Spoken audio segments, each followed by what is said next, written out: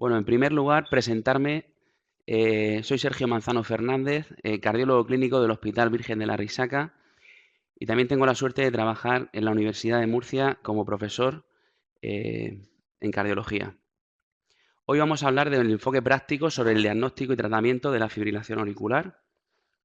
Deciros que el turno de preguntas será al final y que las podéis escribir en el chat y daremos respuesta eh, a todas las que podamos. Esta sesión forma parte del proyecto CarPrimur. Sabéis que su título es Asistencia Integral del Paciente Cardiológico entre Cardiología y Atención Primaria en la región de Murcia. Y no tengo que declarar ningún conflicto de interés en relación con esta presentación. En primer lugar, deciros que vamos a hablar de la importancia de la fibrilación auricular, después del diagnóstico, del tratamiento y terminaremos con unas conclusiones. La importancia de la fibrilación auricular viene fundamentalmente dada pues por lo que estáis viendo en las diapositivas. Sabéis que los pacientes con fibrilación auricular a menudo tienen complicaciones devastadoras como ictus isquémicos, complicaciones hemorragias intracraneales y no es infrecuente ver a estos pacientes venir a la puerta de urgencias por disnea e insuficiencia cardíaca.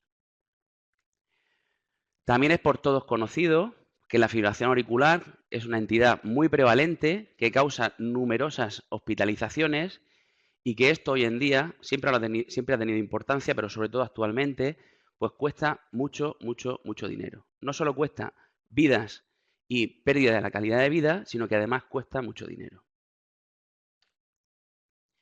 En cuanto al diagnóstico, deciros que tenemos que tener en cuenta que hablando con el paciente y explorando al paciente podemos tener una sospecha diagnóstica. O sea, el paciente nos puede contar palpitaciones irregulares. El paciente puede tomarse el pulso y venir con que se ha notado a tu consulta, viene diciéndote que se ha notado que el pulso es irregular.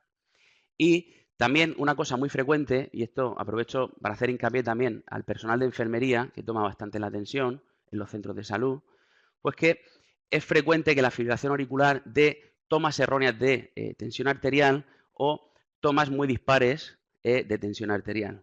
Si vemos que pasa esto, pues tenemos que tener la sospecha diagnóstica de que el paciente pueda tener una fibrilación auricular y saber que para diagnosticarla, para tener una confirmación diagnóstica, necesitamos tener un registro electrocardiográfico.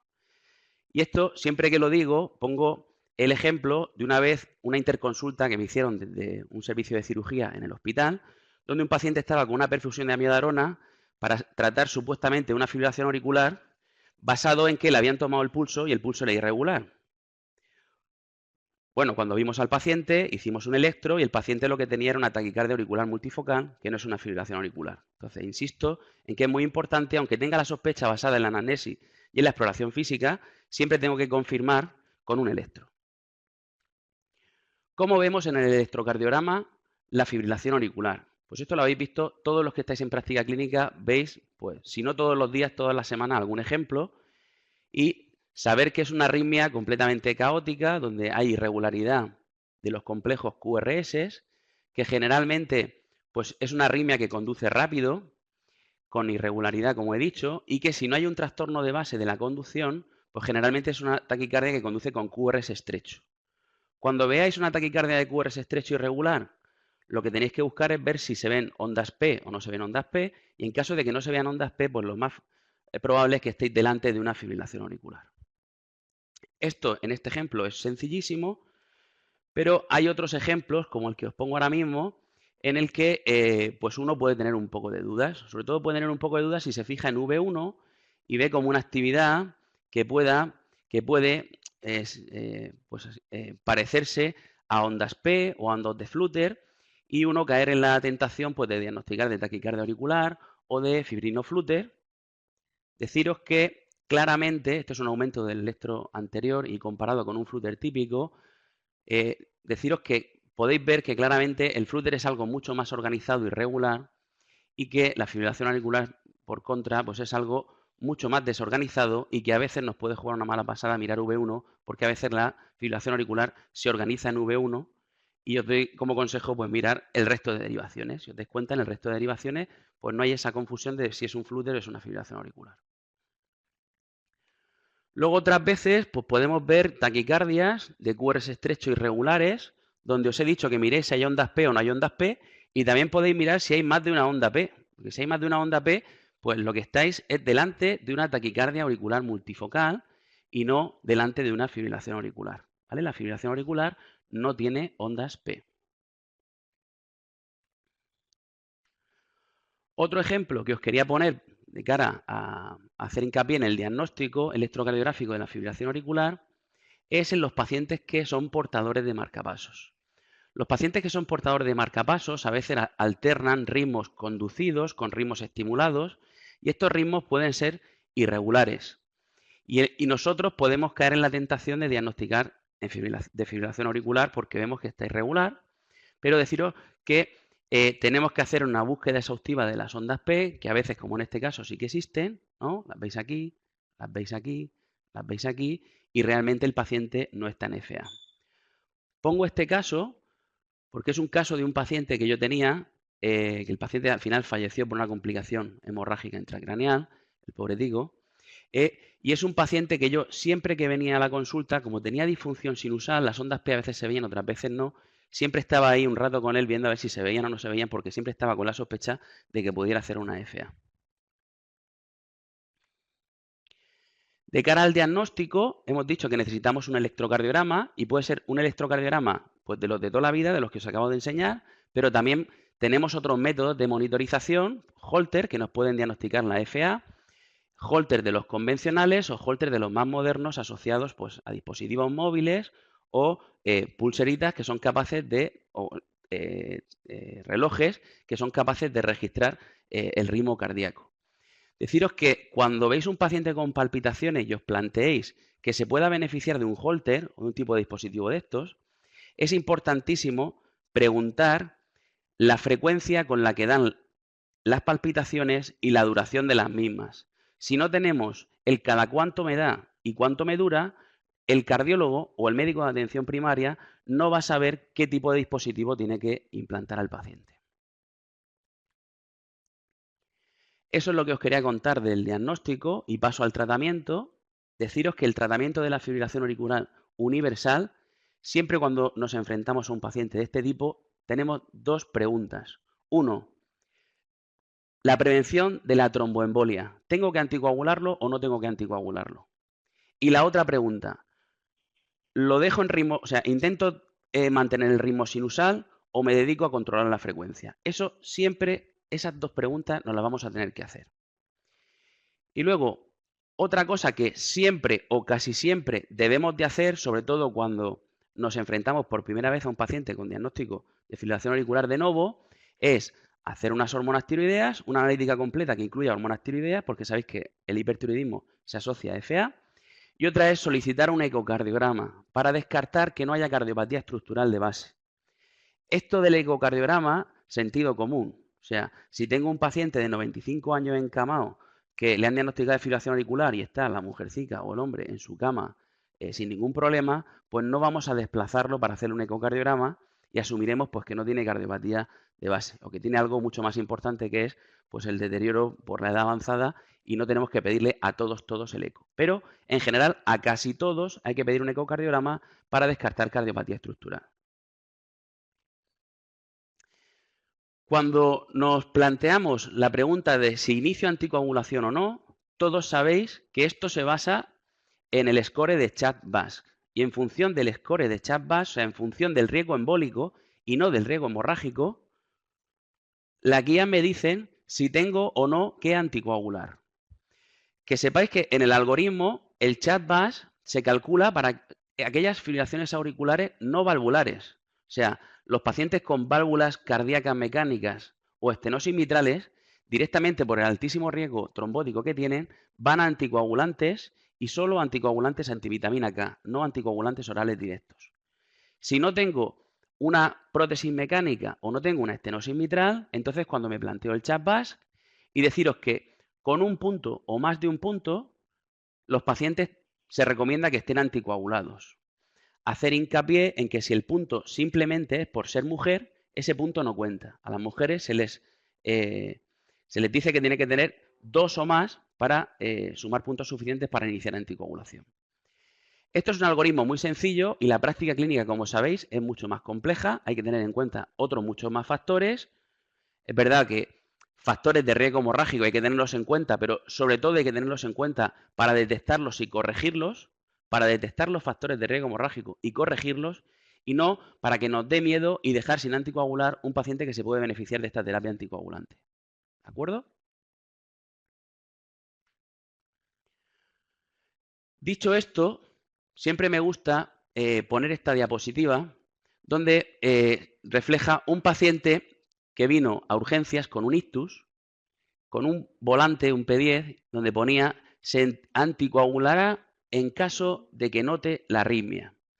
Dejar bien claro que el riesgo embólico es igual de embólica una fibrilación auricular paroxística que una crónica. O sea, no depende del tipo de FA. O sea, anticoagulamos igualmente a los pacientes con fibrilación auricular, sea paroxística o no paroxística. ¿De acuerdo? O sea, nada de que solo tomar anticoagulación en caso de que note los paroxismos. Entre otras cosas porque por cada 100 episodios que tiene subclínico un paciente, uno se lo nota. ¿Vale? Lo del 100 es aproximado, ¿eh? Bien. La segunda pregunta que nos hacemos, hemos dicho que era, ¿controlo el ritmo o controlo la frecuencia? ¿Y en qué me baso? Pues fundamentalmente en tres parámetros. El tiempo de evolución de la fibrilación auricular. Si llevo más de 48 horas de evolución y no estoy anticoagulado previamente, es muy probable que el paciente tenga un trombo en la aurícula, porque ha dado tiempo a que se forme el trombo en la aurícula. Y entonces no me puedo plantear de entrada hacer una cardioversión. ¿De acuerdo? O sea que el tiempo es fundamental. Luego, otra cosa de cajón es la tolerancia clínica. Si el paciente está inestable hemodinámicamente, pues directamente va a ir a cardioversión urgente. Si el paciente tiene una fibrilación auricular que le está metiendo en fallo cardíaco y le sienta fatal, pues voy a intentar pasarlo a ritmo sinusal. Por contra, el paciente que está completamente asintomático, pues eso va a favor de que pues tome una estrategia de control de frecuencia en vez de control de ritmo. ¿Vale? Si me decido por cardiovertir, tengo que tener en cuenta aquellos factores, o sea, si me decido por control del ritmo y cardiovertir, tengo que tener en cuenta aquellos factores que están asociados a una recurrencia alta en pacientes con fibrilación auricular. O sea, si yo, antes de cardiovertirte, antes de pasarte a ritmo sinusal, tienes una serie de factores que me hacen pensar que tú vas a estar en FA pues al día siguiente, pues mejor no te someto a la cardioversión.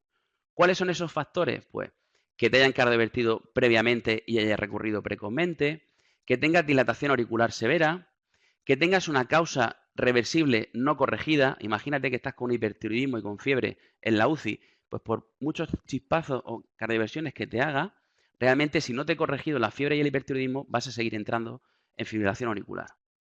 Y luego se dice que aquellas fibrilaciones auriculares incidentales de evolución indeterminada, o sea, las que vienen y no sabes desde cuándo viene, y sospechas que puedan llevar bastante tiempo, pues se sabe que esas suelen recurrir más. Para controlar el ritmo, lo que hacemos es restaurar el ritmo sinusal, o sea, cardiovertimos, y hay dos modalidades de cardioversión, la eléctrica sincronizada o la farmacológica.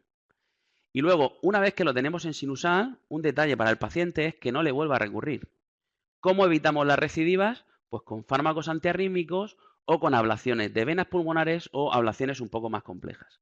Pero en el UVA se hacen ablaciones de venas pulmonares, que es nuestro hospital de referencia. ¿Qué fármacos utilizamos y en qué nos basamos para utilizar unos u otros?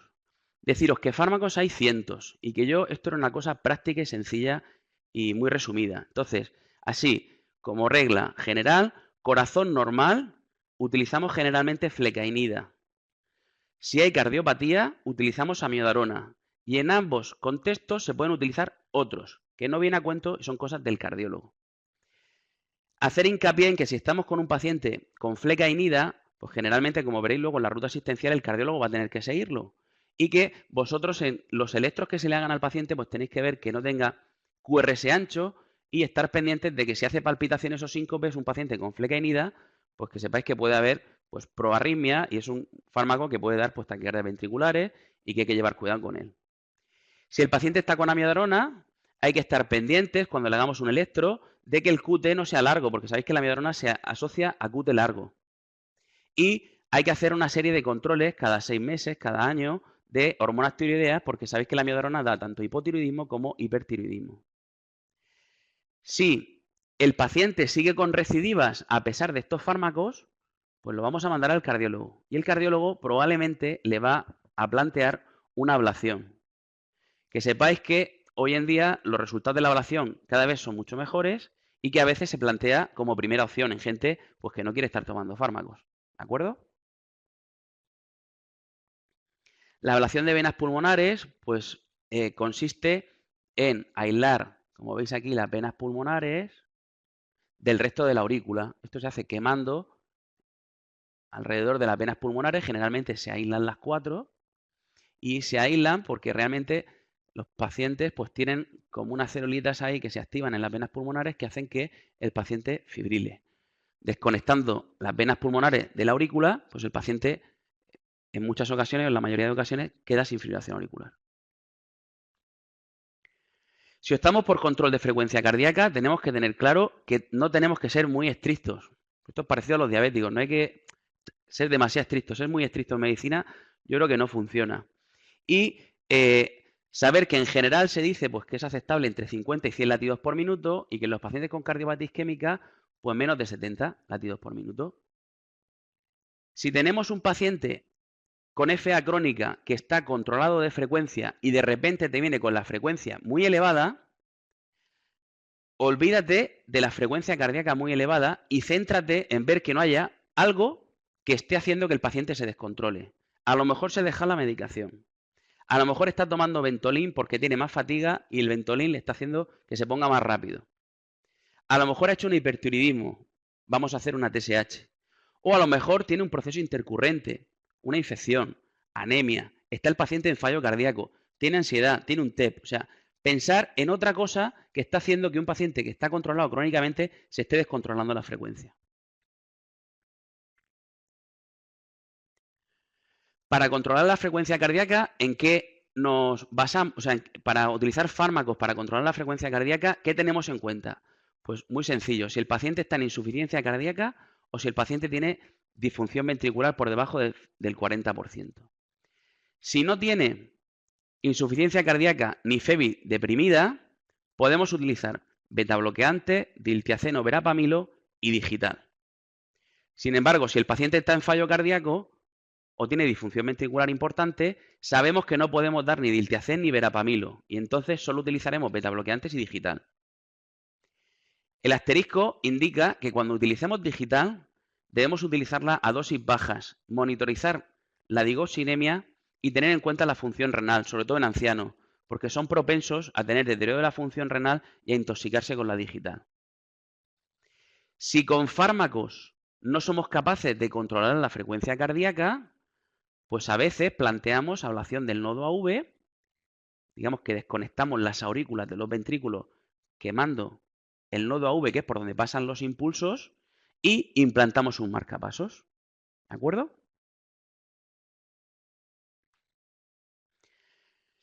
Dicho esto, voy a poner las rutas asistenciales que tenemos del proyecto CarPrimur en relación a la fibrilación auricular.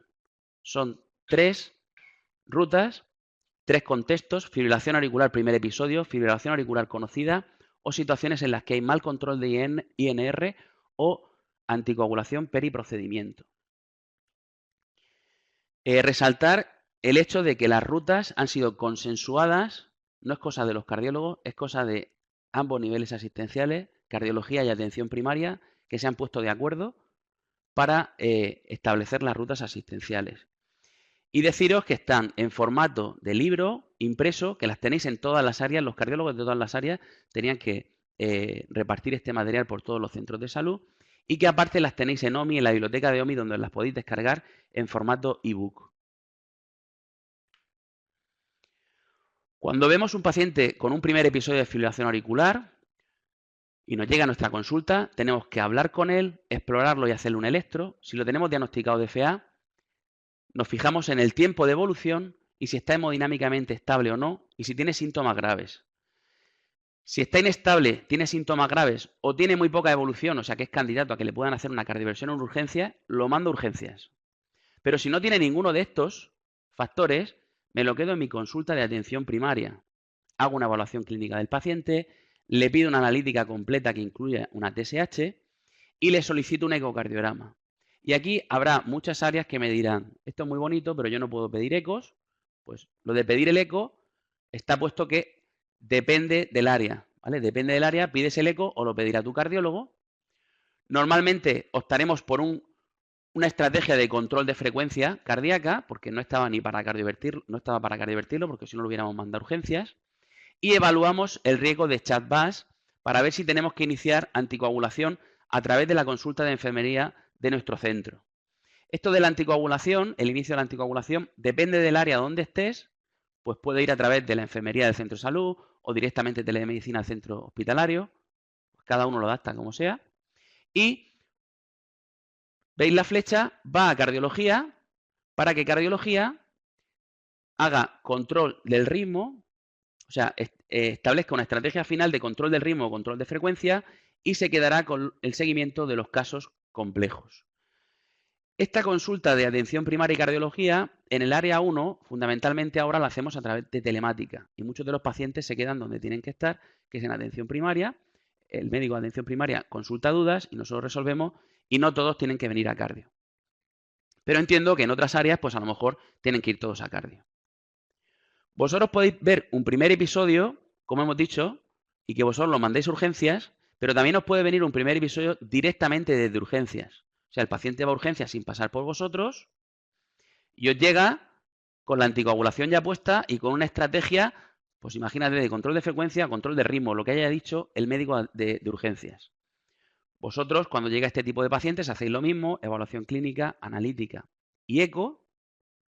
Establecéis una estrategia final de control de frecuencia o ritmo, si lo tenéis claro, y si no, pues preguntáis al cardiólogo que estáis para esto. Deciros que siempre que haya un antiarrítmico clase 1 o clase 3, fleca, miodarona, dronedarona, pues hay que mandarlo al cardiólogo para que lo valore. Y siempre que haya cualquier duda, como pone ahí abajo, mandáis al cardiólogo. Que nosotros estamos para aclarar las dudas de estos pacientes. Y si le han iniciado ya anticoagulación, pues no perdáis la ocasión de ver si se está tomando la anticoagulación y si tiene algún factor de riesgo corregible de sangrado, como puede ser la hipertensión mal controlada, pues intentar controlar la tensión. Si está, por ejemplo, con AINES, sabéis pues que si no son necesarios los podéis quitar. Si lleva medicación antiplaquetaria concomitante a la anticoagulación, pues podéis preguntar a cardiología porque la mayoría de las veces no está indicada y nosotros la podemos retirar. Esos son factores de riesgo de sangrado donde vosotros pues tenéis un papel fundamental. Pasamos al segundo escenario, que es la fibrilación auricular conocida. Deciros que cuando un paciente tiene fibrilación auricular ya es conocida y está completamente asintomático, con buen control de frecuencia y no tiene cardiopatía estructural asociada, el paciente no tiene que venir al cardiólogo. O sea, cada vez lo recibimos menos y estamos contentos de recibir menos, pues una anciana de 80 años, actualización cardiológica en fibrilación auricular, cuando la mujer está perfectamente anticoagulada, con los factores de riesgo corregidos, con la frecuencia cardíaca controlada y no hay que hacerle nada. Hay que dejarla en su casa. ¿Cuándo queremos verla nosotros? Cuando realmente le haga falta. ¿Cuándo? Pues cuando empieza a tener recurrencias frecuentes o sintomáticas. Porque vamos a plantear fármacos antiarrítmicos o ablación si ya los lleva. Si aparece preexcitación ventricular, porque eso se llevará a una ablación. Cuando hay mal control de frecuencia cardíaca. Cuando hay alguna duda, la que sea, con el tratamiento o efectos adversos del mismo. Nosotros tenemos que ahí mojarnos y echar un cable al paciente y a vosotros. Y cuando la eco que se ha pedido muestra que tiene una cardiopatía estructural. Por supuesto, nos lo tenéis que mandar y nosotros tenemos que verla. La última diapositiva de las rutas asistenciales se refiere al mal control de INR y a la anticoagulación periprocedimiento. Deciros que los cardiólogos no queremos invadir el terreno de otros y que de toda la vida el mal control de INR y la coagulación le han llevado unos médicos que se dedican a eso, que son los hematólogos. No porque ahora haya unos fármacos que dan dinero, programan reuniones, etc., etc., etc., nosotros los cardiólogos tenemos que invadir esa parcela que no es nuestra. no es nuestra. O sea, claramente está establecido que cuando un paciente tiene mal control de INR en nuestras rutas asistenciales, tiene que ir a hematología. El médico de atención primaria tiene que chequear la adherencia, tiene que ver si hay interacciones y una vez hecho eso, manda a hematología para que ellos hagan un control estrecho y que decidan si tienen que cambiar o no el tipo de anticoagulación. Cuando hay una anticoagulación periprocedimiento y el paciente va a atención primaria, el paciente, casi todos los pacientes con fibrilación auricular, van a hematología para que ellos decidan qué tipo de terapia puente hay que poner. Bueno, terapia puente, realmente la terapia puente no hay que ponerla, pero qué tipo de estrategia hay que llevar en cuanto a la anticoagulación y el procedimiento, salvo en aquellos procedimientos que sean muy cardiológicos, como puede ser una ablación de venas pulmonares, la implantación de una TAVI, en la que la unidad específica de cardiología se va a encargar de decir al paciente lo que tiene que hacer. Y luego también aquí ponemos cuando el paciente tiene antiagregación concomitante, generalmente eso implica que ha tenido un síndrome coronario agudo reciente, y si ha tenido un síndrome coronario agudo reciente, nosotros los cardiólogos nos vemos pues, un poco más cómodos que los hematólogos a la hora de manejar toda la terapia antitrombótica, no solo la anticoagulación. Y además aprovechamos muchas veces para retirar la antiagregación concomitante mal indicada, que ya os digo que en nuestra zona el 60-70% de la antiagregación concomitante en pacientes con FA anticoagulada es incorrecta, ¿vale? Es incorrecta. En este mismo documento de rutas asistenciales encontráis información muy útil para el paciente, recomendaciones para los pacientes que están con AVK y para aquellos que están con anticoagulantes orales directos, con enlaces a páginas web, bastante interesante para los pacientes. Y también nos permitimos el poner unas recomendaciones para los médicos de atención primaria, y yo pondría para los médicos de atención primaria y para todos los médicos, internistas, cardiólogos y todos los médicos. ¿Qué dicen? Evaluar periódicamente el riesgo embólico cada vez que venga a tu consulta y si suma puntos, anticoagularlo. Y para evaluar periódicamente el riesgo, pues tengo que hacer un screening anual de hipertensión, diabetes y enfermedad arterial periférica en aquellos pacientes que tengan un CHAP-BAT de 0, porque cualquier proceso de estos hace que tu paciente sume un punto y que probablemente tenga que estar anticoagulado. La antiagregación no previene ictus de origen cardioembólico en FA, eso está más claro que el agua ya. Tenemos que corregir los factores de riesgo hemorrágicos y ahí en las recomendaciones te dan una serie de factores que hay que corregir. Te hacen unas reflexiones sobre la estrategia de control de frecuencia cardíaca y ritmo cardíaco, que ya las hemos comentado anteriormente, y te especifica aquellos criterios para remitir a cardiología, que son aquellos que están reflejados en la FA ya conocida, en la ruta de FA ya conocida. Para terminar, decir que el tratamiento universal de los pacientes con fibrilación auricular, si queremos, o sea, generalmente el tratamiento de todos los pacientes es que vivan más tiempo y que vivan mejor.